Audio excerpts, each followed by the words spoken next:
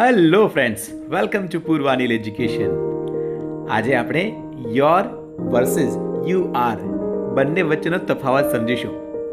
અંગ્રેજી વ્યાકરણની સાચી સમજ. 90% લોકો આ ભૂલ કરે છે. અંગ્રેજી લખતી વખતે મોટા ભાગના લોકો આ બે શબ્દો વચ્ચે મૂંઝવણ અનુભવતા હોય છે. એક છે YOUR યોર અને બીજું છે YOUARE that is you are.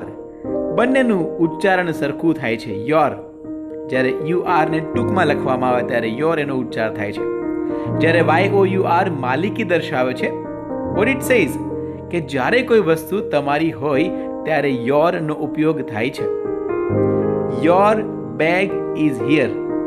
અહીં YOUR યોર બેગ પરની તમારી માલિકી દર્શાવે છે.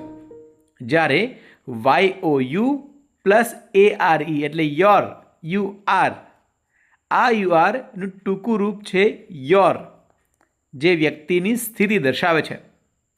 You are late today. અહીં યુ આરનો અર્થ તમે આજે મોડા છો એવો થાય છે.